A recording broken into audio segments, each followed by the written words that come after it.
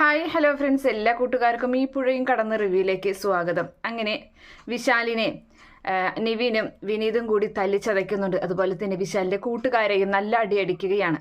അതേ സമയത്ത് ആ വീടിന്റെ അകത്ത് കയറി പരിശോധിക്കുകയാണ്. എല്ലായിടത്തും നോക്കുന്നുണ്ട് ഗംഗയും കാവേരിയും. അങ്ങനെ അവൾ ഉണ്ടായിരുന്ന മുറിയിലും അതുപോലെ അടുക്കളയിലും മുക്കുമൂലയൊക്കെ നോക്കുന്നുണ്ട്. മുകളിൽ പോയിട്ട് അവിടെയൊക്കെ നോക്കുകയാണ്. പക്ഷേ ഒരിടത്തും നമ്മുടെ യമുനയെ കാണാനില്ല. അപ്പോൾ ആ സമയത്ത് പുറത്താണ് ഇവർ തല്ലുന്നത്. അപ്പോൾ ആ സമയത്ത് വിശാലി പറയുന്നുണ്ട്, ഞാൻ പറഞ്ഞത് സത്യമാണ്, ഞാൻ ഇവിടെ ആരുമില്ല, ഞാനിവിടെ ഫ്രണ്ട്സുമായിട്ട് രണ്ടെണ്ണം അടിക്കണമെന്ന് തോന്നിയപ്പോൾ വന്നതാണ്, അല്ലാതെ ഞാൻ യമുനയെ ഒന്നും കൊണ്ടുവന്നിട്ടില്ല എന്ന് പറയുകയാണ്. അപ്പോൾ നിർത്തട നീ എന്നും പറഞ്ഞ് വീണ്ടും തല്ലുകയാണ്. ആ സമയത്ത് അവിടേക്ക് ഗംഗ വന്നിട്ട് പറയുന്നുണ്ട്, അത് യമുനയെ ഇവിടെയൊന്നും കാണാനില്ല, യമുനയെ എല്ലായിടത്തും ഞങ്ങൾ നോക്കി. അപ്പോൾ സത്യമാണോ എല്ലായിടത്തും നോക്കിയോ എന്ന് ചോദിക്കുമ്പോൾ എല്ലായിടത്തും നോക്കി കാണാനില്ല എന്ന് പറയുന്നുണ്ട്. അപ്പോൾ ഇനിയിപ്പോൾ കാവേരി പറഞ്ഞതുപോലെ നമ്മളുടെ അന്വേഷണം തെറ്റായിരുന്നു, ഇവനല്ലേ യമുനയെ കൊണ്ടുവന്നത്, ഇനിയിപ്പോൾ യമുനയെ വേറെ ഏതെങ്കിലും അബദ്ധത്തിലാണോ കിടക്കുന്നത് എന്നൊക്കെ ഇങ്ങനെ ഗംഗ ചോദിക്കുകയാണ്. അപ്പോൾ ആ സമയത്ത് വിശാൽ പറയുന്നുണ്ട്, കണ്ട ഞാൻ അപ്പോഴേ പറഞ്ഞില്ലേ നിങ്ങളോട് ഇവിടെ ഇല്ല, ഈ സമയം വേറെ വല്ലയിടത്തും പോയി അന്വേഷിക്കായിരുന്നില്ലേ, ഗംഗേച്ചിക്ക് ഇപ്പോൾ ഇത്തിരി ബുദ്ധി വന്നിട്ടുണ്ട് എന്ന് പറയുകയാണ്. എന്തായാലും ഞാൻ ഇവിടേക്ക് വന്നത്, നിങ്ങൾ ഇവിടേക്ക് ഇടിച്ച് കയറി വന്നതും അതുപോലെ ഞങ്ങളെ തല്ലിയതും അങ്ങനെയുള്ള എല്ലാ കാര്യങ്ങളും ഞാൻ പോലീസിനെ, ഇവിടുത്തെ തമിഴ്നാട് പോലീസിനെ വിളിച്ച് പറഞ്ഞില്ല. ഇപ്പം നിങ്ങളെ തൂക്കിക്കൊണ്ട് പോകും, പക്ഷേ എനിക്ക് നിങ്ങളെ ഇവിടെയല്ല കിട്ടേണ്ടത്, എനിക്ക് നാട്ടിൽ കിട്ടണം, എൻ്റെ അച്ഛൻ്റെ മുന്നിൽ നിങ്ങളെ എനിക്ക് കിട്ടണം, ഞാൻ ശരിയാക്കി തരാം എന്നൊക്കെ പറഞ്ഞ വലിയ വെല്ലുവിളികളും കാര്യങ്ങളായിട്ട് വിശാൽ അങ്ങനെ നിൽക്കുകയാണ്. അപ്പോൾ എന്നാൽ സമയം കളയണ്ട എന്ന് പറഞ്ഞ് അവരവിടെ നിന്ന് ഇറങ്ങാൻ നിൽക്കുമ്പോൾ കാവേരി എന്തെന്ന് ചോദിക്കുന്നുണ്ട്. നമ്മുടെ ഇവൻ ചോദിക്കുകയാണ്. അപ്പോൾ പറയുന്നുണ്ട് അവള് എന്ന് പറഞ്ഞങ്ങനെ നോക്കുകയാണ്. അപ്പോൾ കാവേരി ആണെങ്കിൽ അകത്ത് ഇങ്ങനെ നോക്കിക്കൊണ്ടിരിക്കുകയാണ്. അപ്പോൾ ഗംഗ വിളിക്കുന്നുണ്ട്, കാവേരി കാവേരി എന്ന് വിളിക്കുകയാണ്.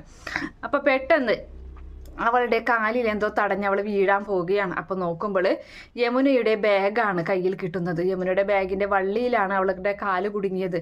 അപ്പോൾ അതെടുത്തിട്ട് അവൾ വേഗം തന്നെ ഗംഗേച്ചി ഇങ്ങോട്ട് ഓടിവാ, യമുന ഇവിടെ തന്നെയുണ്ട്, അവനെ വെറുതെ വിടരുത്, അവനെ വിട്ട് കളയല്ലേ എന്നിങ്ങനെ വിളിച്ച് പറയുകയാണ് നമ്മുടെ കാവേരി. അപ്പം തന്നെ വിശാലിനെ പിടികൂടുന്നുണ്ട്. പക്ഷേ മറ്റു രണ്ടുപേരും അവിടെ നിന്നും ഓടി രക്ഷപ്പെടുകയാണ്. അപ്പോൾ വിനീത് അവരുടെ പുറകെ ഓടാൻ നിൽക്കുമ്പോൾ നിവിൻ പറയുന്നുണ്ട്, വേണ്ടടാ ഇവനെ കിട്ടിയാൽ മതി, അവരെവിടം വരെ ഓടിയാലും എന്ന് പറഞ്ഞിട്ട് വിശാലിനെ പിടിച്ചു വെക്കുകയാണ്. അങ്ങനെ വിശാലിനെ നമ്മുടെ വിനീത് തന്നെയാണ് കൈകൾ പുറകിലോട്ട് കെട്ടിയിട്ടിട്ട് തലമുടി അങ്ങനെ പിടിച്ച് മുട്ടിൽ അങ്ങനെ നിർത്തിയിരിക്കുകയാണ്. അങ്ങനെ ആ സമയം നിവിനാണെങ്കിൽ അകത്തോട്ട് കയറി ചെല്ലുന്നുണ്ട്. അപ്പോൾ ഇവിടെ എവിടെയോ ഉണ്ട്, അവളുടെ ബാഗ് ഇവിടെ നിന്ന് കിട്ടി, അവൻ തന്നെയാണ് കൊണ്ടുവന്നിട്ടുള്ളത്, പക്ഷെ ഇവിടെ എവിടെയോ ഉണ്ട് എന്നിങ്ങനെ പറഞ്ഞു നിൽക്കുകയാണ്. അപ്പോൾ വലിയ വലിയ ചാക്കും കെട്ടുകളും അങ്ങനെ കൂട്ടിയിട്ടിട്ടുണ്ട്. അപ്പം പെട്ടെന്ന് അതിൽ നിന്ന് ഒരെണ്ണം എടുത്തിട്ട് വിശാൽ മാറ്റിയിട്ട് വിശാലല്ല നിവിൻ മാറ്റിയിട്ട് ഇങ്ങനെ നോക്കുകയാണ്. അടിയിലോട്ട് നോക്കുമ്പോൾ അവിടെ ബോധമില്ലാതെ നമ്മുടെ യമുന കിടക്കുന്നുണ്ട്. അപ്പോൾ യമുന എന്ന് വിളിക്കുകയാണ്. അപ്പോൾ പെട്ടെന്ന് രണ്ടുപേരും കാവേരിയും ഗംഗയും അടിയിലോട്ട് നോക്കുന്നുണ്ട്. അപ്പോൾ ആ സമയം എല്ലാ ചാക്കുകളും എടുത്ത് മാറ്റിയിട്ട് യമുനയെ പുറത്തേക്ക് വലിച്ച് പുറത്തേക്ക് കൊണ്ടുവരികയാണ്. അങ്ങനെ ആ സമയം അവളെ പിടിച്ച് കിടത്തുന്നുണ്ട് ഒരു സ്ഥലത്ത്. അപ്പോൾ നമ്മുടെ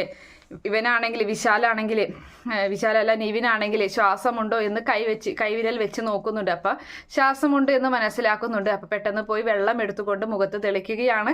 അപ്പോൾ യമുന ഉണരുന്ന ആദ്യം തന്നെ കാണുന്നത് നിവിനെ തന്നെയാണ്. അപ്പോൾ അതിനുശേഷം ചേച്ചിമാരെയും കാണുന്നുണ്ട്. അങ്ങനെ അവളെ എവിടെ നിന്നും എഴുന്നേൽപ്പിച്ച് കൊണ്ടുപോയി വിശാലിന്റെ മുന്നിൽ തന്നെയാണ് ഇരുത്തുന്നത്. അപ്പോൾ വിശാലിനെ തല്ലുന്നുണ്ട്. എന്നിട്ട് പറയാണ്, വാ ഇവനെ പിടിച്ചു കെട്ടി കൊണ്ടുപോകാം എന്ത്. അപ്പോൾ ആ സമയത്ത് നിവിൻ പറയുന്നുണ്ട്, എടാ നിന്റെ അച്ഛൻ ജയപാലൻ എല്ലാ കൊള്ളരുതായ്മയും ചെയ്യും, പക്ഷെ ഇതുപോലൊരു കാര്യം ചെയ്യില്ല.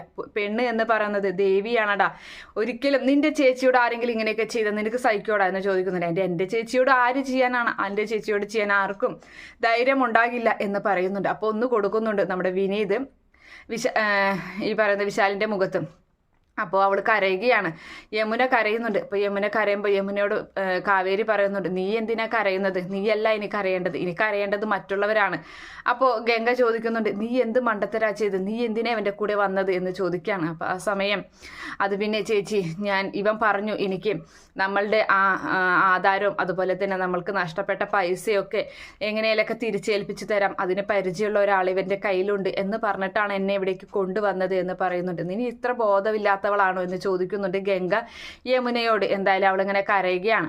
അതേ സമയത്താണെങ്കിൽ ഈ രണ്ട് ഫ്രണ്ട്സ്, അതായത് വിശാലിൻ്റെ രണ്ട് ഫ്രണ്ട്സ് അവിടെ നിന്ന് രക്ഷപ്പെട്ടില്ല. അവരാണെങ്കിൽ ജയപാലിനെ വിളിച്ചിട്ട് വിവരം പറയുകയാണ്. അപ്പോൾ ജയപാലൻ, ഞാൻ വിശാലിൻ്റെ കൂട്ടുകാരനാണ്, ആ വിശാൽ ഇവിടെ ഇല്ലല്ലോ, അവൻ്റെ ചേച്ചിയുടെ അരികിലേക്ക് പോയിരിക്കുകയാണെന്ന് പറയുമ്പോൾ, എല്ലാം ഇവിടെ മാർത്താണ്ഡത്തുണ്ടായിരുന്നു അവൻ എന്ന് പറയുന്നുണ്ട്. മാർത്താണ്ഡത്തോ? അത് അങ്കിളിൻ്റെ ഒരു ഫാം ഹൗസ് ഇല്ലേ, അവിടെ ഉണ്ടായിരുന്നു, ഞങ്ങളെല്ലാവരും അവിടെ ഉണ്ടായിരുന്നു, ഞങ്ങളൊന്ന് കൂടാൻ വേണ്ടി നിന്നതാണ്. പക്ഷേ ആ സമയത്ത് അവിടേക്ക് നാട്ടിൽ പരിചയമുള്ള കുറച്ച് ആൾക്കാർ വന്ന് അവനെ തല്ലി അവനെ പിടിച്ചു കെട്ടിക്കൊണ്ട് പോയി എന്ന് പറയുന്നുണ്ട്.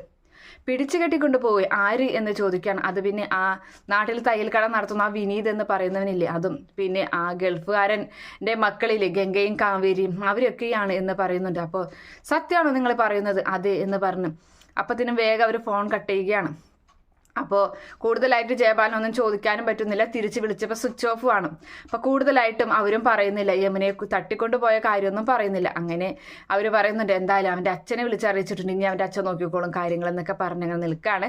അതേസമയത്ത് ജയപാലനും അതുപോലെ തന്നെ ജയപാലൻ്റെ ഭാര്യയും കൂട്ടിയിട്ട് വന്നിരിക്കുകയാണ് പ്രവീണ. അപ്പോൾ പ്രവീണ കരഞ്ഞുകൊണ്ടാണ് ഇരിക്കുന്നത്. അപ്പോൾ ആ സമയത്ത് എടി നീ കരഞ്ഞുകൊണ്ടിരിക്കല്ലേ, അവിടെ ചെന്നിട്ട് നമുക്കൊന്ന് അഭിനയിക്കാനുണ്ട്.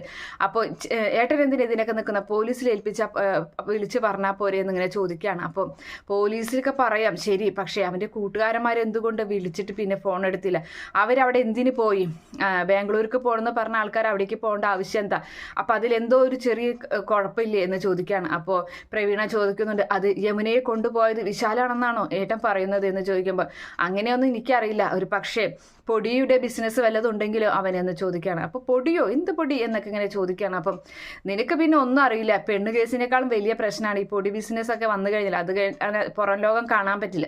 തന്നെയല്ല തമിഴ്നാട്ടിൽ നമുക്ക് അവിടെ വെച്ചിട്ട് പോലീസിനായിട്ട് യാതൊരു തരത്തിലുള്ള ഇടപാടുകളില്ലല്ലോ, അപ്പം അതുകൊണ്ട് നടക്കില്ല എന്നൊക്കെ പറയുകയാണ്. എന്തായാലും നീ വാ എന്നും പറഞ്ഞ് അവളെയും കൊണ്ട് അകത്തേക്ക് പോകണം. അപ്പോൾ രാധമ്മേ എന്ന് ഉറക്കെ വിളിക്കുന്നുണ്ട് നമ്മുടെ ജയപാലൻ. അപ്പോൾ രാധമ്മ പുറത്തേക്ക് വരികയാണ്. നീ എന്താ പ്രവീണ അവിടെ നിൽക്കുന്നത്, ഇങ്ങോട്ട് വായു, ഇത് നമ്മുടെ വീടല്ലേ എന്ന് ജയപാലൻ പറയുന്നുണ്ട്. നീ വാ അകത്തേക്ക് എന്ന് പറഞ്ഞ് അങ്ങനെ കൊണ്ടുപോവുകയാണ്. അപ്പോൾ ആ സമയത്ത് പ്രവീണ പറയുന്നുണ്ട്, പിള്ളേർ വന്ന് പറഞ്ഞായിരുന്നു അവളെ കാണാനില്ല എന്ന്. അപ്പോൾ അതുകൊണ്ട് തന്നെ അതിനുശേഷം ഏട്ടൻ ഉറങ്ങിയിട്ടില്ല. അപ്പോൾ അതിൻ്റെ അന്വേഷണത്തിനായിട്ട് ഞാനാണെങ്കിൽ ഇവിടേക്ക് കൊണ്ടുവരാൻ പറഞ്ഞത്. അപ്പോൾ ഞങ്ങളൊന്ന് അന്വേഷിക്കാമെന്ന് വിചാരിച്ച് ഇവിടുത്തെ കാര്യങ്ങൾ അറിയാലോ എന്ന് വിചാരിച്ച് വന്നതാണ് എന്ന് പ്രവീണ പറയുന്നുണ്ട്. അപ്പോൾ ആ സമയത്ത് അവിടേക്ക് നമ്മുടെ ശാരദ വരികയാണ്. ശാരദ ബാക്കിൽ കൈ വെച്ചിട്ടാണ് വരുന്നത്. അപ്പോൾ കയ്യിൽ ചൂലാണ്. നീ എന്താ പ്രവീണ അവിടെ നിൽക്കുന്നത്, വാ ഇവിടെ ഇരിക്കി എന്ന് പറഞ്ഞിട്ട് അങ്ങനെ ഇരിക്കാൻ നിൽക്കുമ്പോൾ ശാരദയുടെ കയ്യിലുള്ള ചൂല് പുറത്തേക്ക് എടുക്കുകയാണ്. അപ്പോൾ ഇരിക്കാൻ പോയാൽ അവർ കുമ്പിട്ട് തന്നെ അങ്ങനെ നിൽക്കുന്നുണ്ട്, അവിടെ എഴുന്നേറ്റ് നിൽക്കുകയാണ്. അപ്പോൾ അത് കാണുമ്പോൾ അവർ രണ്ടുപേരും പേടിക്കുന്നുണ്ട്. ശാരദയാണെങ്കിൽ ആ ചൂലുമായിട്ട് പുറത്തേക്ക് പോ എന്ന് പറഞ്ഞ് അങ്ങനെ നിൽക്കുന്ന ഒരു ഭാഗം കാണിച്ചിട്ടാണ് ഇന്നത്തെ എപ്പിസോഡ് അവസാനിക്കുന്നത്. ഈ റിവ്യൂ ഇഷ്ടപ്പെടുകയാണെങ്കിൽ ഈ ചാനൽ ഒന്ന് സബ്സ്ക്രൈബ് ചെയ്ത് സപ്പോർട്ട് ചെയ്യണേ. Okay friends, bye, thank U.